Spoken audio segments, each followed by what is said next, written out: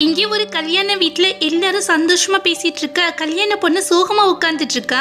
காரணம் கல்யாண மாப்பிள்ள இன்னும் வரல. பக்கத்துல உட்கார்ந்துட்டு இருக்க ஃப்ரெண்டோ என்னாச்சுடி இன்னமும் அவரை காணோமே அப்படின்னு சொல்லி கேட்டுட்டு இருக்க. வந்துருவாருடி அப்படின்னு சொல்லி சிரிச்சுக்கிட்டே பதில் சொல்லிக்கிட்டு இருக்காளா.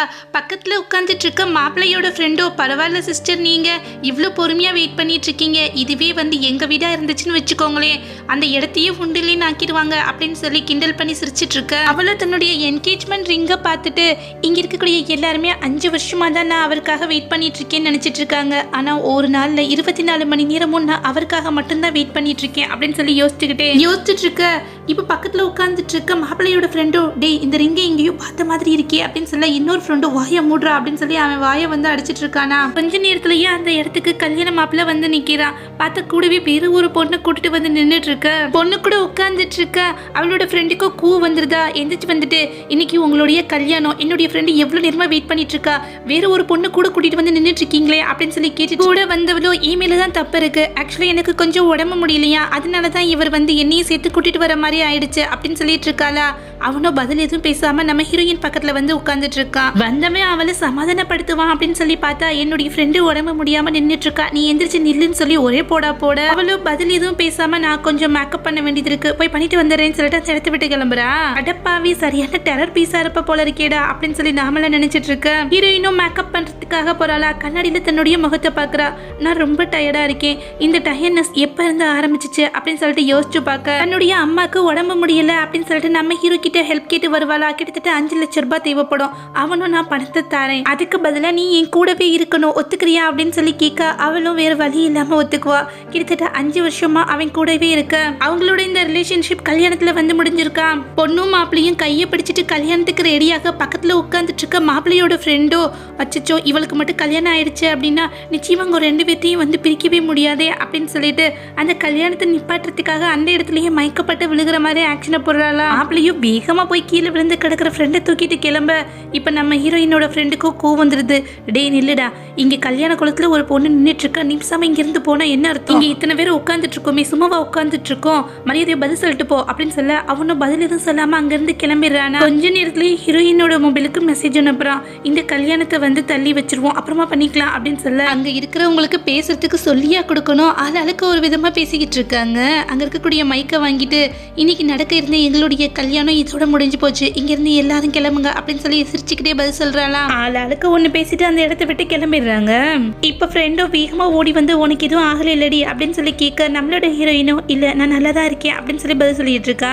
வீட்டுக்கு போனா அவங்க 2 பேரும் எடுத்துக்கிட்ட ஏகப்பட்ட போட்டோஸ் இருக்குமா, அது எல்லாத்தையுமே எடுத்து குப்பை தொட்டியில தூக்கி போட்டுடுறா. அவங்க 2 பேரும் சந்தோஷமா இருந்த நினைவுகள் நிறைய அந்த வீட்டுல இருக்குமா, எல்லாத்தையுமே பார்த்துட்டு போன் எடுத்து தன்னுடைய லாயர் ஃப்ரெண்டுக்கு போன் பண்றா, எனக்கு ஒரு ஹெல்ப் பண்ணுவேன் அப்படின்னு சொல்லி கேட்க அவனும் என்னாச்சு உனக்கு டிவோர்ஸ் வேணுமா அப்படின்னு சொல்லி கேட்க ஆமா கல்யாணம் ஆகலைனாலும் இவ்வளோ நாளா ஒரே வீட்டில் வாழ்ந்திருக்கோம், அதனால எனக்கு டிவோர்ஸ் பத்திரத்தை தயார் பண்ணி கொடு அப்படின்னு சொல்லி கேட்க அவனும் சரி நான் அதை ரெடி பண்ணி கொடுத்துறேன் அப்படின்னு சொல்ல கொஞ்ச நேரத்திலேயே வீட்டோட காலிங் பெல் அடிக்குது. யாருன்னு பார்த்தா நம்மளோட ஹீரோ நிற்கிறான். வீட்டில் வேலை பார்க்கக்கூடியவங்களும் மேடம் ரொம்ப பேட் மூட்ல இருக்காங்க அப்படின்னு சொல்ல அப்படியா அப்படின்னு சொல்லிட்டு நம்ம ஹீரோயின் கிட்ட வரானா, இன்னைக்கு உனக்கு பர்த்டே அதனால உனக்காக கேக் வாங்கிட்டு வந்திருக்கேன் அப்படின்னு சொல்ல அவளும் நான் ஆல்ரெடி சாப்பிட்டுட்டேன் அப்படின்னு சொல்லிட்டு இருக்காளா. சாப்பிட்டாலும் பரவாயில்ல, கேக் சாப்பிட்றதுனால ஒன்றும் இல்லை, வா உட்காரு அப்படின்னு சொல்லிட்டு அவளை கட் பண்ண சொல்கிறானா. கேக்கை ஓப்பன் பண்ணி பார்த்தா அது ஃபுல்லாகவே மேங்கோஸாக இருக்குது. மாம்பழம்னாலே எனக்கு அலர்ஜி, இது தெரிஞ்சே வாங்கிட்டு வந்திருக்காரு அப்படின்னு சொல்லி யோசிச்சுட்டு இருக்கு. அந்த பக்கி தெரிஞ்சு வாங்கிட்டு வந்துச்சா இல்லை மறந்துட்டு வாங்கிட்டு வந்துட்டானா அப்படின்றது தெரியல. அதை கட் பண்ணாமையே எந்திரிக்கிறாளா. என்னச்சு அப்படின்னு சொல்லி கேட்க என்னன்னு தெரியல, திடீர்னு பசிக்கல அப்படின்னு சொல்லிட்டு அந்த இடத்த விட்டு கிளம்புறாளா. இங்கே பாரு நீ என் மேலே கோவமா இருக்கேன்னு தெரியுது அப்படின்னு சொல்லிட்டு இப்போ அவளை கட்டி பிடிச்சிக்கிறான். இன்னைக்கு நான் ஃப்ரீயாக இருக்கேன், உனக்கு ஏதாவது தேவைப்பட்டுச்சுன்னா சொல்லு அப்படின்னு சொல்ல பக்கத்தில் இருந்து ஒரு பேப்பரை எடுத்து கொடுத்து சைன் போட சொல்கிறாளா. அவனும் படித்து பார்க்காம கையெழுத்து போட்டுட்டு இருக்கான். என்னது அப்படின்னு சொல்லி கேட்குறானா. இந்த வீடை என் பேரை மாற்றி எழுதுறதுக்கான பத்திரம் அப்படின்னு சொல்ல அவனும் எதுவுமே பேசாமல் சைன் பண்ணி கொடுத்துறான். இது இவனை புரிஞ்சிக்கவே முடியலையே அப்படின்னு சொல்லி நம்மளாம் யோசிச்சுட்டு இருக்க. அவளும் என்னாச்சு படிச்சு பார்க்கவே இல்லையே அப்படின்னு சொல்லி கேட்க ஒருவேளை இது டிவோர்ஸ் பத்திரமா இருந்தால் என்ன பண்ணுவீங்க அப்படின்னு சொல்லி கேட்டுட்டு இருக்காளா. அவனும் நீ அதுக்கு வில்லிங்கா இருக்கியா அப்படின்னு சொல்லி கேட்டு கேட்டுட்டு இருக்கான். 2 பேரும் இப்படியே பேசிட்டு இருக்க. இப்ப அவனோட போனுக்கோ வந்து ஒரு கால் வருதா. யாருன்னு பார்த்தா அவனுடைய ஃப்ரெண்டு தான். ஹாஸ்பிட்டல்ல எனக்கு வந்து கேஸ்ட்ரிக் ட்ரபிள் மாதிரி இருக்குன்னு சொல்லிட்டாங்க. எனக்கு ரொம்ப பயமா இருக்கு, உடனே நீங்க வர முடியுமா அப்படின்னு சொல்லி கேட்க, நான் உடனே கிளம்பி வரேன், பயப்படாத அப்படின்னு சொல்லிட்டு போனை கட் பண்றானா. நம்மளோட ஹீரோயினை பாக்குறானா. அவ்வளோ வந்து பரவாயில்ல, வருஷம் தானே பிறந்த நாள் வந்துட்டு இருக்கு, ஒன்றும் பிரச்சனை இல்லை, நீங்க போயிட்டு வாங்க அப்படின்னு சொல்ல எதுவுமே பேசாம அங்கிருந்து கிளம்பிடுறான். போனை பக்கி 10 நாள் ஆகி வீட்டு பக்கமே எட்டி பார்க்கல. 10 நாள் 20 நாள் ஆகுதா. அவளும் நாளெல்லாம் எண்ணி பார்த்துக்கிட்டு இத்தனை நாள் ஆச்சு நீங்க இல்லாம நான் தனியா இருக்கேனே அப்படின்னு சொல்லி யோசிச்சுட்டே இருக்க. இப்ப ஹீரோயினுக்கு ஃபோன் பண்ணிட்டு என் ஃப்ரெண்டுக்கு உடம்பு முடியலன்னு சொல்லிட்டு கூடவே இருக்க வேண்டியதா போயிடுச்சு. இப்ப கொஞ்சம் பரவாயில்ல, அதனால அவளை வெளியில கூட்டிட்டு போறேன், நீ வாயேன் அப்படின்னு சொல்லி கேட்க, அவளும் நான் வரல அப்படின்னு சொல்லிட்டு இருக்கானா.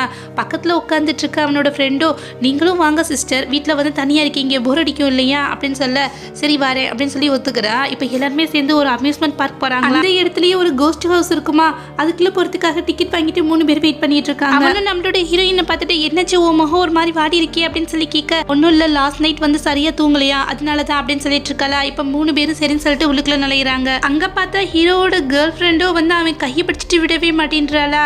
நம்மளோட ஹீரோயினோ வந்து முன்னெல்லாம் வந்து ஒருத்தவங்க ரொம்பவுமே ஜெலஸா ஃபீல் பண்ணுவோம்.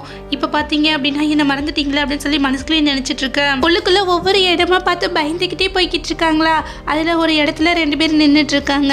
நீங்க கப்பிள்ஸா வந்திருக்கீங்கல்ல அப்படின்னா வந்து கிஸ் பண்ணிட்டு இந்த இடத்த விட்டு கிளம்புங்க, அப்படி இல்லைன்னு வச்சுக்கோங்களேன் உங்களை நரகத்துக்குள்ள தள்ளிடுவோம் அப்படின்னு சொல்லிட்டு இருக்க. ஹீரோ கூட வந்து கேர்ள் ஃப்ரெண்டோ வந்து ஐயோ நான் நரகத்துக்குலாம் போறதுக்கு விருப்பப்படலை, எனக்கு ரொம்ப பயமா இருக்கு அப்படின்னு சொல்லிட்டு இருக்காளா. ஹீரோவை பார்த்துட்டு ஏதாவது பண்ணுங்க அப்படின்னு சொல்ல அவனும் எதுவும் பேசாம அமைதியா இருக்கானா. பக்கத்துல வேற ஒரு ஆள் நின்றுட்டு இருக்கான். அவனை பார்த்துட்டு நான் இங்க இருந்து வெளியில போறதுக்கு நீங்க ஹெல்ப் பண்ண முடியுமா அப்படின்னு சொல்லி கேட்டுட்டு இருக்க. ஹீரோவோ இப்ப தன்னுடைய ஃப்ரெண்டை பிடிச்சு இழுத்து கிஸ் பண்ணிடுறானா. இதை பார்த்துட்டு நம்மளோட ஹீரோயினும் பயங்கரமா ஷாக் ஆயிடுறா. ஓகே இப்போ உனக்கு ஓகே தானே, இங்கேருந்து முதல்ல வெளியில் போ அப்படின்னு சொல்ல அவளும் அங்கேருந்து வெளில வந்துடுறா. இதை பார்த்துட்டு நம்மளோட ஹீரோயினும் எதுவும் பேசாமல் வந்த வழியே திரும்பி போயிடுறா. நம்ம ஹீரோவை பார்த்துட்டு அவனோட ஃப்ரெண்டோ, இங்கே பாருங்க சிஸ்டருக்கு ரொம்ப கோவம் வந்துருச்சுன்னு நினைக்கிறேன், அதனால தான் வந்து திரும்பி வந்த வழியே வந்துட்டாங்க அப்படின்னு சொல்ல அவனும் இல்லை, அவள் என்ன அதிகமாக காதலிக்கிறா, இந்த மாதிரி சின்ன சின்ன விஷயத்துக்காகலாம் என்கிட்ட கோவப்பட மாட்டா அப்படின்னு சொல்லிட்டு இருக்க. நம்மளோட ஹீரோயினும் இதெல்லாமே கேட்டுட்டு இருக்காளா. நீங்கள் என்னை இதுக்கு மேலே ஹெல்ப் பண்ணுறதுக்கு எதுவுமே கிடையாது அப்படின்னு சொல்லி மனசுக்குள்ளேயே நினச்சிட்டு அந்த இடத்துக்கு வர நம்மளோட ஹீரோவா சரி நீங்கள் 2 பேரும் இங்கேயே வெயிட் பண்ணுங்க, உங்களுக்கு குடிக்கிறதுக்கு ஏதாவது வாங்கிட்டு வரேன் அப்படின்னு சொல்லிட்டு கிளம்புறானா. ஹீரோவோட ஃப்ரெண்டோ நம்மளோட ஹீரோயினை பார்த்துட்டு, பார்த்தீங்களா சிஸ்டர், ஆக்சுவலாக அவரோட இதயத்தில் ஃபுல்லாமே நான் தான் இருக்கேன், அவர் உங்களை எந்த இடத்துல வச்சிருக்காரு அப்படின்றது உங்களுக்கு இப்போ புரிஞ்சிருக்குமே அப்படின்னு சொல்ல நம்மளோட ஹீரோயினோ, அதனால எனக்கு எந்த விதமான வருத்தமும் கிடையாது, ஆக்சுவலாக எனக்கும் அவரை பிடிக்கல, அவரை விட்டுட்டு போகணும்னு நினச்சிட்டு இருக்கேன் அப்படின்னு சொல்ல அவளோ சும்மா வந்து போய் சொல்லாதீங்க, வர அக்டோபர் 1 உங்களுக்கு கல்யாணம் அப்படின்னு அவர் சொன்னாரே அப்படின்னு சொல்லி கேட்டுட்டு இருக்க. ஆமாம் நின்று போன கல்யாணத்தை அன்னைக்கு வச்சுக்கலான்னு நாங்கள் பிளான் பண்ணியிருக்கோம், ஆனால் அந்த இடத்துக்கு அன்னைக்கு நான் வரமாட்டேன், நான் வந்து அங்கேருந்து கிளம்பிடுவேன் அப்படின்னு சொல்லிட்டு இருக்காளா. இதை பார்த்துட்டு ஹீரோவோட கேர்ள் ஃப்ரெண்டை விளையாடுறீங்களா அப்படின்னு சொல்லி கேட்டுட்டு இருக்க. இல்லை உண்மையை தான் சொல்கிறேன், ஒருவேளை உனக்கு அவரை வந்து பிடிச்சிருந்துச்சு அப்படின்னு தாராளமாக வந்து அன்னைக்கு நீ அங்கே போய் நிற்கலாம், அவரை கல்யாணம் பண்ணிக்கலாம் அப்படின்னு சொல்லிட்டு இருக்காளா. ஹீரோவோட ஃப்ரெண்டோ, ஒருவேளை நீ போய் சொன்ன அப்படின்னு நான் உன்னை சும்மா விட மாட்டேன் அப்படின்னு சொல்ல, அதுக்கு அவசியமே கிடையாது, நிச்சயமாக கல்யாணத்தை அன்னைக்கு நான் வரமாட்டேன், எனக்கு பதிலாக கல்யாணம் பண்ணால் நீயே போய் அவரை கல்யாணம் பண்ணிக்கோ அப்படின்னு சொல்லிட்டு இருக்க. ஹீரோவும் கரெக்டாக அந்த இடத்துக்கு வந்துடுறானா. அந்த டாப்பிக்கை அந்த இடத்துலயே நிப்பாட்டிடுறாங்க 2 பேரும். கல்யாண பொண்ணு மாதிரி வர தன்னுடைய ஃப்ரெண்டை வந்து ஹீரோ தெரியாமல் கல்யாணம் பண்ணிக்கிறானா. என்ன நடந்தது அப்படின்றது நெக்ஸ்ட் பார்ட்ல பார்க்கலாம்.